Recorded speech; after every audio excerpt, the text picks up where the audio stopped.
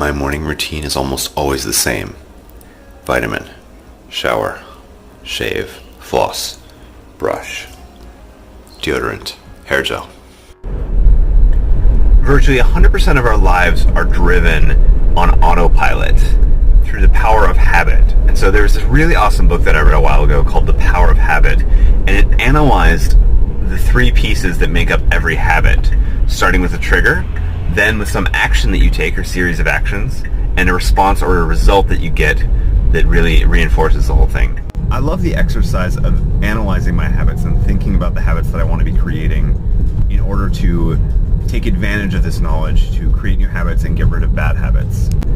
Or more specifically, not get rid of the bad habits, but replace them with something. Because one of the most interesting parts of the book is how it says you can't actually get rid of a habit because your brain still triggers the response or the result whenever that trigger happens. You can only replace the actions and then find another way to get that same result. And I think that's a really key insight to understanding your habits, which is that you can't actually get rid of them because they're there for a reason. Today's going to be a very interesting day because not only do I have a jam-packed day today, I have to finish all the work I didn't get to yesterday.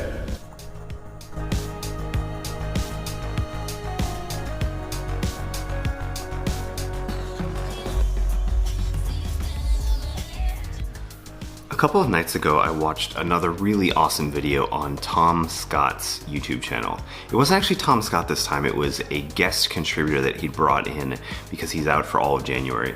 But this guest contributor was in a bubble, a man-made 10 meter by 10 meter by 10 meter cube that is basically a biodome. It was separated from the outside world.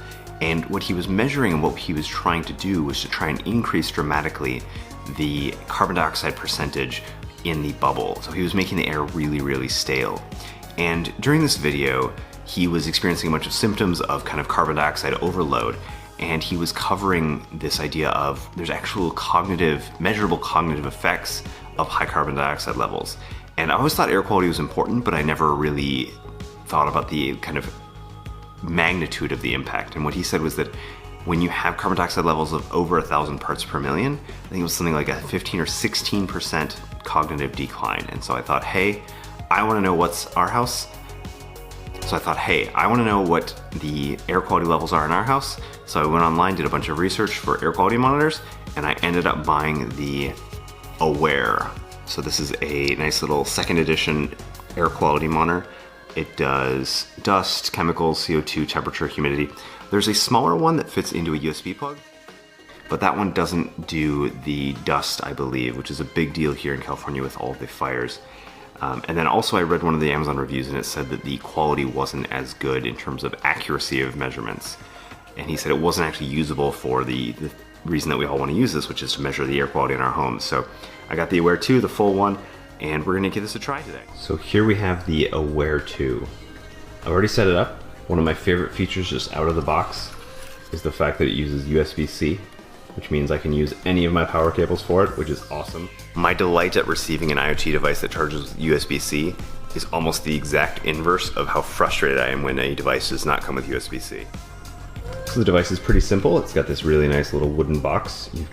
This is the intake, this is where it's measuring the air from. And then you have these little LEDs that tell you the status in your home. So we've got the various kind of sensors here, everything from, I think this is temperature, humidity, CO2, chemicals, and then fine dust particles.